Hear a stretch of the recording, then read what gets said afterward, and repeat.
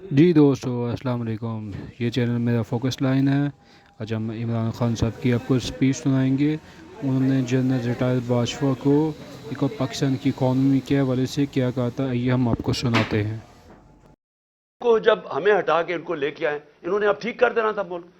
چلتی ہوئی معیشت جو 17 سال میں اس کی گروتھ ریٹ یعنی جو اکانومی میں دولت میں اضافہ ہو رہا تھا 5.7 اور 6%، آخری 2 سالوں میں کرونا کے باوجود، کرونا کا بھی میں بار بار آپ کو اس لیے یاد کرواؤں گا، یہ دنیا کے اندر اتنا بڑا سانیہ صدی میں ایک دفعہ آتا ہے، اور دیکھیں کہ پاکستان کیسے نکلا اس میں سے، اور پھر اپنے لوگوں کو، معیشت کو، سب کو بچا لیا، غریبوں کو بچا لیا۔ اور ہم جب وہاں سے جب اس کو بتایا جنرل باجوہ کو کہ یہ نہ کامیاب ہونے دیں، اور اس لیے کامیاب نہ ہونے دیں کیونکہ یہ نہیں سنبھال سکیں گے، اور وہی ہوا۔ جیسے ہی آئے ملک نیچے جانا شروع ہو گیا۔ مجھے بتائیں کون سا اتنا بڑا عذاب آیا تھا؟ کیا چینج آیا کہ دہشت گردی بھی اسپانوں میں چلی گئی اور یہ معیشت بھی زمین پہ چلی گئی؟ کون سا چینج آیا تھا؟ یعنی کوئی مجھے سمجھائے کہ ہمارا تو مسئلہ بنا ہوا تھا، تیل پہنچ گیا تھا 110 سے 115 ڈالر بیرل، اب وہ آگے ابھی اوپر ہی بھی ہے تو 85 ڈالر کا ہے۔ تو جب اصل تو مہنگائی تیل کی وجہ سے آتی ہے جو آپ امپورٹ کرتے ہیں، تو ہم نے تو جو انرجی کی قیمتیں وہ بھی اوپر گئیں، کموڈٹی سپر سائیکل جس کو کہتے ہیں اس کو بھی گزارا۔ 2.5 سال ہم آئی ایم ایف کے نیچے تھے، آئی ایم ایف کے پروگرام سے بھی گزرے۔ اس کے باوجود اگر ہم یہ پاکستان کی دولت میں اضافہ کر سکتے ہیں، انڈسٹری بھی گرو کر رہی تھی، کسان بھی خوش تھا، سروسز بھی اوپر جا رہی تھی، فیوچر ٹیکنالوجی اس میں گروتھ آ گئی تھی، ہمارے ٹیکس کلیکشن بڑھ گئے تھے، ہمارے record tax collection, overseas Pakistani کو اعتماد تھا ہمارے پہ، وہ ریمیٹنسز ریکارڈ بھیج رہے تھے 31 ارب ڈالر کی، تو یہ آتے ساتھ ہی آج نیچے کیسے پہنچ گئے؟ یہ ہونا ہی تھا۔ اور میں آپ کو صرف یہ بتانا چاہتا ہوں کہ آج ہم کدھر جا رہے ہیں۔ میرے سے وہ چیزیں پوچھیں جب میں اقتدار میں تھا، اگر یہ نہ ہٹاتے پھر ہم ذمہ دار تھے۔ اگر یہ نہ سازش کر کے، یہ جو شہباز شریف اب بولتا پھرتا ہے، کیوں آپ نے سازش کی تھی کہ اگر آپ کو اتنا خوف تھا، ہماری تیاری نہیں تھی، ملک کے حالات بہت برے تھے، ہمیں رہنے دیتے؟ 1 سال، 1.25 سال، 1.5 سال رہ گیا تھا، ہم ذمہ دار تھے۔ پھر ہم اس کے ذمہ دار کیسے ہو جو آپ آ کے ملک کا بیڑا غرق کر کے رکھ دیا ہے، ہر طرح ملک نیچے لے گئے ہیں؟ مجھے یہ ذرا یہ سمجھائیں کہ 90 روپیہ گرا ڈالر کے مقابلے میں، 90 روپے، کیا اس کے ہم ذمہ دار ہیں؟ یعنی کیا آپ مجھے صرف یہ سمجھا دیں کہ یہ جسٹیفائی کیسے کرتے ہیں کہ 90 روپے ڈالر کے مقابلے میں کم ہو گیا؟ 90 روپے پاکستان کی دولت، لوگوں کے پیسے کے اندر کمی آ گئی ہے۔ یعنی جب آپ ڈالر اوپر جاتا ہے تو آپ کے روپے کی جب قیمت نیچے جاتی ہے تو آپ کی خریدار کی قیمت نیچے چلی جاتی ہے، اس سے جو چیز آپ باہر سے امپورٹ کرتے ہیں وہ سب مہنگی ہو جاتی ہیں، اور اس کا جب اثر آئے گا، جب 90 روپے آپ گراتے ہیں، آپ گرتا ہے کہ آپ کی نااہلی کی وجہ سے، اس کا اثر کدھر آ رہا ہے؟ ہر شعبے پہ اس کا اثر آ رہا ہے۔ سب سے پہلے مہنگائی، آج لوگوں کا سب سے بڑا مسئلہ مہنگائی بن چکا ہے۔ لوگ، تنخواہ دار لوگ آج سوچتے ہیں کہ ان کی تنخواہ میں کیسے گزارا ہوگا، اور ابھی پوری مہنگائی آئی نہیں ہے، ابھی تو اثر یہ جو آخری 35 روپے گرے ہیں، ابھی اس کا اثر نہیں آیا۔ ابھی تو جو پٹرول اور تیل کی قیمتیں بڑھی ہیں، جو انہوں نے پٹرول اور ڈیزل بڑھایا ہے 35 روپے لیٹر، ابھی یہ اور بڑھنا ہے، کیونکہ جو روپیہ گرا ہے اس کا ابھی آپ کو اثر آئے گا، کیونکہ جو باہر سے چیزیں مہنگی ہوں گی۔ اور یہ کیسے مجھے بتا سکتے ہیں کہ 16 ارب ڈالر کے ریزروز چھوڑ کے گئے تھے، آج 3 ارب ڈالر کے تقریباً رہ گئے؟ تو کیا اس کی 9 مہینے میں یہ ہوا ہے؟ تو پھر سے میں کہتا ہوں کون سی قیامت آئی تھی کہ ملک کو یہاں پہنچا دیا؟ اور میں عوام کو بتانا چاہتا ہوں کہ ابھی جو مہنگائی ہے ہمارے دور میں، جو کہ عوام کو، لوگوں کو افیکٹ کرتی ہے، اسے کہتے ہیں سینسٹیو پرائس انڈیکس۔ کھانے پینے کی چیزیں جو گھروں میں، آپ کی کچن میں، آپ کو جو جو عام لوگ، جو سفید پوش، جو تنخواہ دار، جس کو لوور مڈل کلاس کہتے ہیں، جو مزدور ہیں، ان کو سب سے زیادہ افیکٹ کرتی ہے جس کو کہتے ہیں ایس پی آئی سینسٹو پرائز انڈیکس. ہمارے دور میں 16% تھی، آج وہ پہنچ گئی ہے تقریباً 40%، اور یہاں رکنے نہیں لگی، کیونکہ ابھی اس کا پورا اثر آیا نہیں ہے جو روپیہ ہمارا اتنی تیزی سے گرا ہے. اس کا مطلب چیزیں جب اور مہنگی ہوتی جائیں گی، یہ لوگوں کے لیے اور مہنگائی بڑھتی جائے گی. اس کے بعد یہ صرف یہ تیل اور ڈیزل نہیں بڑھا، اور اس کا بھی اثر آئے گا. گیس بڑھنے والی ہے، بجلی بڑھنے والی ہے. بجلی یہ دگنی کر چکے ہیں، ہمارے جانے کے بعد دگنی، اس سے زیادہ بڑھنے والی ہے. اور جو ہمارے قرضے ہیں، 9 مہینے میں ہمارے قرضے کتنے بڑھے ہیں؟ 10,000 ارب روپیہ، 10 ٹریلین روپے ہمارے قرضے بڑھ چکے ہیں جب سے یہ آئے. اور انہوں نے کیا کیا؟ ایک کارنامہ کیا، اپنے سارے کرپشن کے کیسز ختم کر دیے. عوام کا انہوں نے جو حال کیا وہ آپ سب کے سامنے ہے. عوام کو دھکیل دیا ادھر جدھر 8 لاکھ ہمارے پروفیشنلز ملک چھوڑ کے چلے گئے ہیں، امید کھو بیٹھے ہیں. عوام ادھر پسی ہوئی ہے، اور انہوں نے 1100 ارب روپے کے اپنے کرپشن کیس ختم کیے. ان کو نہ فکر تھی دہشت گردی کی، نہ انہوں نے اس کے اوپر ٹائم لگایا.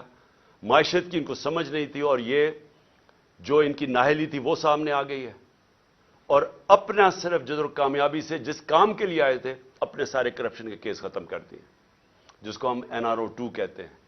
جو ملک سے ایک غداری کی تھی جنرل مشرف نے، جب ان کی چوروں کی بڑی چوری معاف کی تھی 2008 میں، اور ایک یہ دوسری جنرل باجوہ نے یہ جو ان کو NRO2 دیا ہے، یہ سب سے بڑی غداری ہے کہ آج دروازے کھول دیے ہیں بڑی چوری کے، وائٹ کالر کرائم کے دروازے کھول دیے ہیں، کیونکہ نیب تو انہوں نے ختم کر دی ہے، FIA ختم کر دی ہے. ان کا صرف کام ہے سیاسی انتقام لینا. اور میں جو تیسری آج چیز بات کرنا چاہتا ہوں، 3 چیزوں پہ میں نے آج بات کرنی تھی.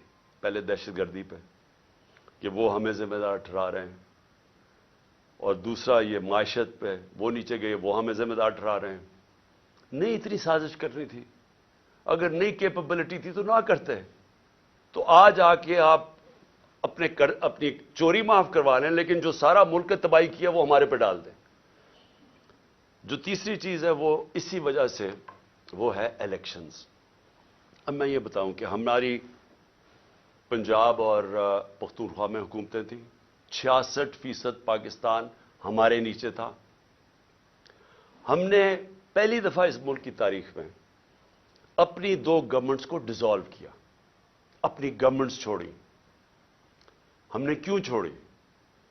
اب ہمیں کوئی ضرورت نہیں تھی، کسی نے بندوق نہیں رکھی تھی ہماری گورنمنٹ کرانے کے لیے. ہم نے اس لیے چھوڑی کیونکہ ہم سب کو خوف آ رہا ہے پاکستان کا، یہ جو تباہی کی طرف یہ لے کے جا رہے ہیں، اور مجھے خوف ہے کہ آگے اور ہم نے کتنا نیچے جانا ہے. IMF مل بھی گئی تو وہ بھی کینسر کا علاج ڈسپلن سے ہوگا. خوف یہ تھا کہ اگر یہ زیادہ، اور ان کا کوئی الیکشن کروانے کا سوچ نہیں. یہ بھی واضح ہو جانا چاہیے کہ اتنی جلدی انہوں نے پشاور کے ثانیہ کو استعمال کیا ہے کہ کس طرح الیکشن ڈیلے ہو جائے. ان کا الیکشن اس سال کروانے کا بھی نہیں تھا پلان، یہ آگے لے کے جانا چاہتے ہیں. اور ان کی پوری کوشش یہ ہے کہ کسی نہ کسی طرح یہ تب الیکشن کروائیں جب یہ سمجھیں کہ تحریک انصاف ختم ہو چکی ہے. یہ ان کا پلان ہے. اور ہم نے اس لیے یہ الیکشن کا فیصلہ کیا، اور ہم نے یہ سوچا کہ کس طرح ہم الیکشن کروا سکتے ہیں. ہم نے کہا اپنی گورنمنٹ سے نکل جاتے ہیں، اور ہم نے آئین کو سامنے رکھتے ہوئے یہ فیصلہ کیا. آئین کے اندر بڑا واضح ہے، اس میں کوئی ابہام نہیں ہے، کوئی بھی اس کے خلاف نہیں جا سکتا. آرٹیکل 105 آئین کا واضح طور پہ کہتا ہے کہ جب اسمبلیز ڈیزالو ہوں گی تو 90 دن اور اس سے کم میں الیکشن ہوگا.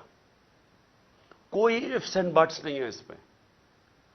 یہ ہم نے قربانی اس لیے دی کہ ہم سے یہ سمجھتے تھے کہ یہاں ایک ہی طریقہ ہے کہ ایک دفعہ پنجاب اور پختونخوا میں الیکشن ہو گیا تو مجبوراً 66% پاکستان میں الیکشن ہوگا، مطلب سارے ملک میں ہو جائے گا.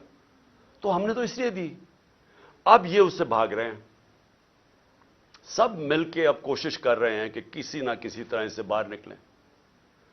اب میں سارے پاکستانی کو بتانا چاہتا ہوں، اپنی ساری لیگل کمیونٹی کو بتانا چاہتا ہوں، اپنے وکلا اور اپنی عدلیہ کو بتانا چاہتا ہوں کہ جتنا بڑا یہ نقصان پہنچے گا اگر یہ کامیاب ہوگا 90 ڈیز سے آگے لے جانے کی، یہ وہی ہوگا لینڈ مارک جو کہ ایک دفعہ جسٹس منیر نے اس ملک کے اندر رول آف لا کو ختم کر کے ڈاکٹرن آف نیسیسٹی لے کے آئے تھے. وہ کوئی نہیں بھولا آج تک. کوئی وجہ نہیں ہے کہ 90 ڈیز سے آگے لے کے جائیں. یہ کہیں گے کہ جی ہو دہشت گردی ہو گئی. 2013 میں دہشت گردی نہیں تھی، 2008 میں دہشت گردی نہیں تھی، تب کیوں نہیں الیکشن آگے کیے؟ اور یہ یاد رکھیں کہ 2008 کے اندر الیکشن اس لیے آگے کیے گئے تھے کیونکہ وہاں ایک ڈیموکریٹک سیٹ اپ نہیں تھا، جنرل مشرف کی گورنمنٹ تھی، اس لیے الیکشنز کو آگے کیا گیا تھا. تو یہ جو پلان کر رہے ہیں کہ جی کسی طرح اس کی آڑ لے کے دہشت گردی کی الیکشن آگے کریں گے، اس سے بڑا ظلم اس ملک میں نہیں ہوگا، کیونکہ اس کا مطلب کہ وہ سیٹ اپ صرف اس لیے رہ جائے گا، وہ ڈرا صرف ایک راستے میں ہے کہ کہیں عمران خان اور پی ٹی آئی نہ جیت جائے. اور وہ انہوں نے کیا کہ آئین کی وائلیشنز تو بھی شروع کر دی ہیں. سب سے پہلے تو ایک جو آرٹیکل 105 ہے، گورنر نے کیوں نہیں اناؤنس کی ڈیٹ ابھی تک؟ یہ ڈائریکٹ آئین کی وائلیشن ہے. جو بھی 90 ڈیز سے آگے لے کے جائے گا اس کے اوپر آرٹیکل 6 لگے گا. اور دوسری چیز جو انہوں نے کیئر ٹیکر گورنمنٹس بنائی ہیں، یہ بالکل پاکستان کی آئین کی وائلیشن ہے. آئین نے صرف کیئر ٹیکر گورنمنٹ کا سیٹ اپ اس لیے ہونا تھا کہ وہ غیر جانبدار ہوں گے، امپارشل ہوں گے، تاکہ اس غیر جانبدار سیٹ اپ ہی صرف ملک میں صاف اور شفاف الیکشن کروائیں گے. یہ مقصد تھا اس کا. ہو کیا رہا ہے اب؟ وہ حکومتیں آ گئی ہیں پختونخوا میں اور یہاں پنجاب میں، جو یہ نہیں کہ وہ صرف غیر جانبدار نہیں ہیں، وہ سخت ہمارے خلاف ہیں. ابھی سے سارے قدم اٹھانے شروع ہو گئے ہیں جو کہ یہ شہباز شریف کی حکومت بھی نہ تھوڑا سوچ سمجھ کے کرتی، کیونکہ جلدی میں ہے. ابھی سے ہمارے اوپر کیسز قدم جو فواد چودھری سے انہوں نے کیا. اور فواد چودھری سے کیوں کیا؟ فواد چودھری کا یہ بتانے کی کوشش کر رہے ہیں کہ ہم اس طرح آپ کو ذلیل کریں گے. ہتکڑیاں، وہ کوئی دہشت گرد تھا، اس کے اوپر کپڑا ڈال کے لے کے آ رہے ہیں. اس کو کمرے میں یعنی اتنی سردی کے اندر اس کو کمرے میں زمین پہ اس کو سلوا رہے ہیں. وہاں کون سا جرم کیا اس نے؟ اعظم سواتی سے پہلے یہ کیا، شہباز گل سے پہلے یہ کیا. یہ لوگوں کو ڈرا رہے ہیں کہ یہ ہم کر دیں گے آپ کے، تاکہ آپ چپ کر کے کسی نہ کسی طرح ہاتھ کھڑے کر کے تو ان نون لیگ کو الیکشن جیتتے جائیں. اور تب تک یہ نہیں کریں گے جب تک یہ سمجھیں گے کہ انہوں نے یہ کیئر ٹیکر لے کے اس لیے آئے ہیں ہمارے اوپر تشدد کریں، کیسز کریں، جیلوں میں ڈالیں، ڈرائیں دھمکائیں، ایف آئی آرز کریں، کرپشن کیسز کریں. پرویز الہی کے گھر پولیس بھیج دی کل، کتنی گاڑیاں چلے گئی وہاں اس کے اوپر. ہمارے وہ ورکرز کے ان کو پولیس بلا کے ہراساں کرنا شروع ہو گئی ہے کہ تمہارے کیسز کریں گے، ان کو ٹیلی فون کر رہے ہیں. تو کیا یہ کیئر ٹیکر کرتی ہے؟ کیا پاکستان کی تاریخ میں کبھی کیئر ٹیکر نے ایسی حرکتیں کی ہیں؟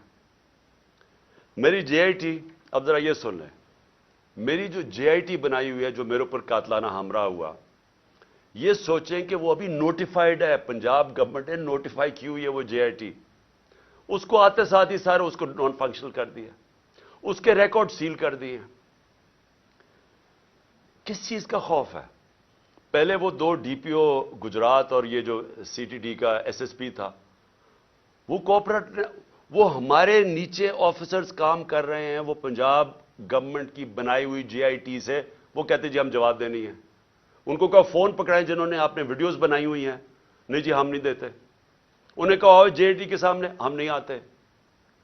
کون ان کے پیچھے ہے؟ کون اتنا طاقتور ہے کہ پنجاب پولیس اتنی کانفیڈنٹ ہو جائے، اتنا اس کو اعتماد ہو کہ ان کے پاس کوئی طاقتور ان کے فورسز ہیں کہ ایکس پرائم منسٹر بڑی پارٹی کا ہیڈ اپنی ایف آئی آر نہ کٹوا سکے اپنے صوبے میں.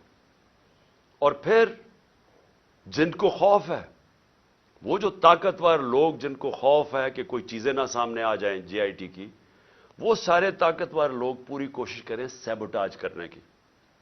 لیکن سیبوٹاج کرنے سے پہلے کیا چیزیں سامنے آ گئی ہیں؟ پہلے میں یہ ذرا آپ کو دو چیزیں بتا دوں کہ پہلے تو 16 دسمبر کو جے آئی ٹی نے جو فورینسک رپورٹ دی تھی عدالت میں، اس میں کیا چیز آئی؟ 2 شوٹر تھے. انہوں نے یہ اسٹیبلش کر دیا کہ دو بندوق والے تھے جنہوں نے گولیاں چلائی. وہ 16 دسمبر کی آ گئی. اب 3 جنوری کی جو فورینسک رپورٹ ہے، جو عدالت میں ابھی گئی ہے عدالت کے اندر، یہ عدالت میں جمع ہو گئی ہیں. اس نے اسٹیبلش کیا ہے کہ 3 شوٹر تھے. جو سارا بنایا ہوا تھا کہ جی ایک دینی انتہا پسند ہے جس نے کہا میں اکیلا ہوں، اس کو پڑھا کے بھیجا تھا پہلی سٹیٹمنٹ میں اکیلا ہوں، تو پہلے تو یہ ثابت ہو گیا کہ 3 شوٹر تھے. تو ساری جو سازش تھی وہ سامنے آ گئی. اور 3 شوٹر اس طرح تھے کہ اس کی گولیاں جو ہم کہہ رہے تھے، جو میں بھی کہہ رہا تھا کہ اوپر سے میرے چھت سے گولیاں، ان کے گولیوں کے خول مل گئے جو انہوں نے آئیڈینٹیفائی کیا جے آئی ٹی نے، جو کہ اب عدالت میں جمع کروا دی.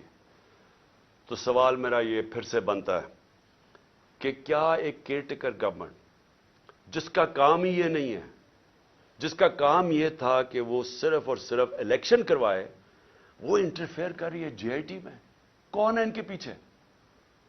کون ہے یہ ان کو جو ایڈوائز کر رہا ہے کہ سارے جو آفیسرز یہاں لگوائے جائیں وہ سارے اینٹی پی ٹی آئی ہوں؟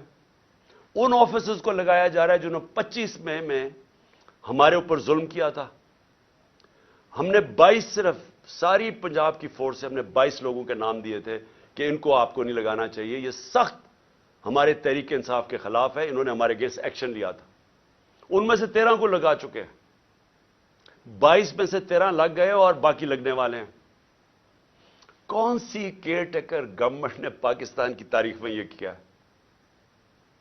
اور میں ایک اور بھی بات کرنا چاہتا ہوں، کیونکہ یہ میرے اوپر جو قاتلانہ حملہ ہوا تھا، ایک قیامت کی نشانی آ گئی ہے. آصف زرداری نے میرے اوپر ہرجانہ کر دیا، ڈیفیمیشن کر دی ہے. ڈیفیمیشن کا کیا مطلب ہوتا ہے؟ کہ میری ریپوٹیشن کو نقصان پہنچایا گیا ہے، اس لیے میں عدالت میں جا رہا ہوں. آصف زرداری صاحب، سب سے پہلے جب یہ عدالت میں کیس جائے گا، میں تو بڑا شکر کر رہا ہوں کہ آپ عدالت میں آئیں گے. سب سے پہلے وہ آپ سے پوچھیں گے کیا آپ کی کوئی ریپوٹیشن ہے جو خراب ہوئی ہے، اس کو نقصان پہنچ سکتا ہے. ساری دنیا میں مضمون آپ کو دکھائیں گے پہلے کہ مسٹر 10% آپ کا نام رکھا گیا تھا، کہ ہر چیز کے اوپر پیسے بناتے تھے. سندھ کے لوگوں سے پوچھیں کہ کیا ظلم کا نظام آپ نے وہاں رکھا ہوا ہے. قرآن پہ ہاتھ رکھ کے بتائیں کہ آپ نے اب تک کتنے لوگ مروا چکے ہیں. وہ جج کا جو نام آپ کے اوپر آتا ہے، بتائیں نا لوگوں کو کہ آپ نے کیا کیا کیا اپنی ماضی میں، کس طرح کی دہشت پھیلائی ہوئی آپ نے سندھ کے اندر. میں تو شکر کر رہا ہوں کہ میرے اوپر ہرجانہ کریں آپ. اور پھر کیا یہ جب میں کہہ رہا تھا کہ میرے اوپر حملہ ہونے والا، یہ جو جے آئی ٹی کی رپورٹ کے سامنے کہ ایک دینی انتہا پسند کے نام پہ مجھے قتل کریں گے، تو کیا کسی نے رائٹنگ میں دیا تھا کانٹریکٹ؟ مجھے پتا چل ہی گیا تھا نا کہیں سے. تو میں اس لیے بول رہا تھا تب، اور جلسوں میں کہہ رہا تھا کہ کرنے والے ہیں. اس سے پہلے بھی ایک پلان بنایا ہوا تھا، یہ پلان بھی بنا تھا. تو کوئی مجھے رائٹنگ میں تو کسی نے نہیں کہا تھا کہ آپ ثبوت دیں. جی مجھے انفارمیشن ملی تھی تو میں نے کہا تھا، اور وہ ساری انفارمیشن ثابت ہو رہی ہے. یہ جو جے آئی ٹی میں کور اپ کرنے کی کوشش ہو رہی ہے، یہ طاقتور لوگ اپنے آپ کو بچا رہے ہیں، اس لیے وہ خوف زدہ ہیں کہ کہیں سچ نہ سامنے آ جائے. اور یہ جو آصف زرداری آپ نے جو گیم کی ہے، یہ ایک سپلنٹر گروپ ہے دہشت گردوں کا. اور میری انفارمیشن اتنی سالڈ ہے، وہ اتنی سالڈ ہے کہ وہ اس میں جو مجھے ڈیٹیلز پتا ہے کہ کون سے وہ ایجنسیز کے آفیسرز اس کے ساتھ آپ کے ساتھ ملے ہوئے ہیں جنہوں نے پلان کیا ہے. پہلے تھا ایک قتل کا پلان ہے، اس کو میں نے جب 4 نام میں نے ٹیپ پہ ریکارڈ کر کے ملک سے باہر پہنچا دیے، مجھے کچھ ہوگا وہ نام آ جائیں گے. پھر پلان بی بنا جس میں 3 لوگ ملوث تھے، اس کا میں نے سیدھی طرح، اور اس کی ایف آئی آر، اس کی کیوں کہ ایف آئی آر نہیں ہوئی، اسی سے ثابت ہوتا ہے کہ وہ تینوں ملوث تھے، کیونکہ میری رائٹ ہے، یہ تو میرا حق ہے کہ ایف آئی آر، میرے اوپر قاتلانہ حملہ ہوا، مجھے اجازت ہونی چاہیے تھی، انویسٹیگیشن میں اپنے آپ کو ثابت کر لیتا ہے۔ اور یہ جو تیسرا جو یہ پلان انہوں نے کیا ہوا ہے، اب یہ دہشت گردی کے نام پہ ہوگا کہ پہلے تو دینی انتہا پسند نا، سلمان تسیب ٹائپ مرڈر، اب یہ ہوگا کہ جی دہشت گردی ملک میں آ گئی ہے، تو جی دہشت گرد کا خود کش حملہ ہو گیا اور عمران خان کو مار دیا۔ میں یہ اس لیے ساری قوم کے سامنے لے کے آ رہا ہوں کہ آصف زرداری، آپ نے جو اربوں روپیہ اس ملک کا چوری کر کے باہر رکھا ہوا ہے، یہ قوم آپ کو معاف نہیں کرے گی، اس لیے میں نے کیا ہے کہ آپ پیسہ نہ انجوائے کریں، بعد میں یہ سمجھیں حملہ کروا دیں۔ اور وہ جو آفیسرز بھی ہیں ان کا بھی مجھے پتا ہے کون ملوث ہے ان کے اندر، اور اس لیے میں پہلے سے لوگوں کو آگاہ کر رہا ہوں، اور میں بڑا شکر کر رہا ہوں کہ اس آدمی کو میرے ساتھ عدالت میں کھڑا کرو۔ میں اس کی پوری کتاب ہوگی، اتنی بڑی کتاب ہوگی بتانے کے لیے کہ اس کے پاس ریپوٹیشن ہی نہیں ہے ڈیفینڈ کرنے کے لیے۔ آخر میں اپنی قوم کو میرا آخری پیغام یہ آج کی تقریر کا کہ دیکھیں، ایک ملک پھر سے یہ یاد رکھیں کہ ہم جس طرح جا رہے ہیں، یہ ملک ہم تباہی کی طرف جا رہے ہیں۔ کیوں؟ کیونکہ ہمارا ایک بہت بڑا، جب پاکستان بنا تھا، اس کے پیچھے ایک بڑا فلسفہ تھا، اس کے پیچھے قربانیاں تھیں، اس کے پیچھے ایک بڑی خواب تھی۔ اس ملک کو بنانے کے لیے ساری دنیا، مسلمان دنیا میں خوشیاں ہوئی تھیں۔ مجھے البینیا کا پرائم منسٹر ملا ایک دفعہ، اس نے کہا کہ ہم قائد اعظم کی تقریریں سنا کرتے تھے، اب وہ فوت ہو گئے، ہم ریڈیو پہ سنا کرتے تھے، اور نیلسن منڈیلا نے کہا کہ وہ قائد اعظم کی تقریریں سنتے تھے کیونکہ وہ سارے آزادی کی جنگ میں ملوث تھے، اور اس نے کہا کہ مٹھائیاں بانٹی گئیں البینیا کے اندر جب پاکستان بنا۔ یہ ساری مسلمان دنیا میں ایک ہوپ آئی کہ کیسا ملک بنے گا۔ اس وقت سب سے بڑی پاکستان کی آبادی تھی مسلمان ملکوں میں، بدقسمتی سے ناانصافی کی وجہ سے ایسٹ پاکستان علیحدہ ہوا، تو اس وقت سارے لوگوں نے امید لگائی ہوئی تھی کہ ایک ایسا ملک آئے گا جو لیڈ کرے گا مسلمان دنیا کو۔ ہم کدھر پہنچ گئے وہاں سے؟ ہمارے پاس یہ چور اوپر بیٹھ کے آ کے، پیسے ان کے باہر پڑے ہیں، ملک کا ان کو کوئی فکر ہی نہیں ہے۔ روپیہ 90 روپیہ ڈالر مہنگا ہو گیا ہے ان کے 9 مہینے میں۔ ان کو کیا فائدہ ہوا؟ ان کو کیا نقصان ہوا؟ فائدہ ہی فائدہ، نقصان زیرو، کیونکہ ان کے ڈالرز میں پیسے پڑے ہوئے ہیں باہر، ان کے تو ڈالر اور ان کی ویلیو اوپر چلے گی، انہوں نے تو پیسہ باہر رکھا ہوا ہے، ان کو تو فائدہ ہو گیا۔ نقصان ہماری طرح کے پاکستانیوں کو ہو رہا ہے جن کا جینا مر رہا ہے یہاں۔ ان کے لیے تو عذاب ہو جاتا ہے، جی ای سی ایل پہ ڈال دیا، مجھے ڈالیں ای سی ایل پہ، مجھے کیوں نہیں فکر کہ اچھا جی ای سی ایل پہ ڈالیں گے تو مجھے بڑا کوئی مسئلہ ہو جائے گا۔ ان کو کیوں مسئلہ ہے؟ کیونکہ پیسے گننے ہوتے ہیں، پراپرٹیز باہر دیکھنی ہوتی ہیں، بڑے بڑے ہیرڈ جیسے جگہ پہ شاپنگ کرنی ہوتی ہے، بڑے بڑے باہر ریسٹورنٹس میں جب اتنا بڑا پیسہ آ جائے تو وہ خرچ بھی کرنا ہے نا، وہ پاکستان میں تو نہیں ہو سکتا۔ عذاب ای سی ایل پہ ڈال کے، مجھے ڈال دیں ای سی ایل پہ۔ جن کا جینا مرنا آج پاکستان میں ہے وہ سارے آج تشویش میں ہیں، غم زدہ ہیں، سب کو خوف آ رہا ہے آگے کدھر ملک جا رہا ہے۔ میں ہر پاکستانی کی بات کر رہا ہوں جو سمجھتا ہے کہ یہ ہماری ماں ہے، ہمارا ملک ہے، وہ سب آج ان سب کو خوف آ رہا ہے کہ جو ڈائریکشن میں پاکستان جا رہا ہے۔ اور میں پھر سے یہ کہتا ہوں کہ ہمیں وقت ہے ابھی بھی، اور ایک راستہ ہے بس، جو مرضی، میں آپ سے نہیں کہہ رہا، میں 8-9 مہینے سے ایک ہی بات کہہ رہا ہوں کہ یہ جو لوگ آئے ہیں اس سے نکلنے کا ایک ہی حل ہے، ایک فری اینڈ فیئر الیکشن کروائے جائیں جلدی سے جلدی، عوام کے مینڈیٹ سے گورنمنٹ آئے۔ جب عوام کی بیکنگ سے گورنمنٹ آئے گی وہ بڑے فیصلے کرے گی، یہ چوہوں کی طرح نہیں، یہ چوروں کی طرح نہیں جو ڈرتے ہیں فیصلے کرتے ہوئے، کیونکہ ان کو ان کا تو مقصد ہی گورنمنٹ میں اور ہے آنے کا، یہ ملک تو ٹھیک نہیں کرنے آئے۔ ان لوگوں کو جن کو پبلک بیک کرے گی، پبلک مینڈیٹ سے آئیں گے، وہ بڑے فیصلے کریں گے۔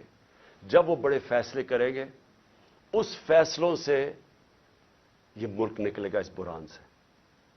یہ صرف انتظار کر رہے ہیں. میں ختم کرتا ہوں کرکٹ سے ختم کرتا ہوں کیونکہ میری بڑا زندگی کا حصہ تھا کرکٹ. یہ میچ ایسا ہے, یہ میچ کھیلنا چاہتے ہیں ان کے اپنے امپائر, اپنے سلیکٹروں, اپنی پچ ہو, اپنا تھرڈ امپائر ہو, قانون یہ بیچ میں میچ کے بدلتے رہے. دیکھ رہے ہیں نا دوسری ٹیم شاید جیت نہ جائے, قانون بھی بدلتے ہیں, قانون بھی گیم کے یہ بدل رہے ہیں. اور جو مخالف ٹیم ہے اس کے کیپٹن کو یہ جیل میں ڈالنا چاہتے ہیں, اس کی اچھے پلیئرز کو یہ ان کے اوپر مقدمے کر کے ان کو باہر رکھنا چاہتے ہیں ٹیم سے. باقی جو ٹیم ہے ان کو کوئی پولیس ڈنڈے شنڈے مار کے کسی کی ٹانگ توڑ دی, کسی کا ہاتھ توڑ دیا. اوپر سے جب یہ سمجھے گے نا کہ اب یہ ٹیم بالکل ہی اب نکارہ ہو گئی ہے, تو پھر وہ 12th مین جو باہر لندن میں بیٹھا ہوا ہے وہ جب سمجھے گا نا, وہ اتنا ڈرپوک آدمی, وہ صرف تب واپس آئے گا جب وہ سمجھے گا اب ٹیم قابل ہو گئی ہے کہ جناب میں اب نیلسن منڈیلا آ کے اب میں جیتوں. ایسے ہونا نہیں لگا, کیونکہ ایک اور امپائر ہے مالک یوم الدین, وہ فیصلہ کر بیٹھا ہے آپ جو مرضی کر لیں, میچ آپ نے ہارنا ہے.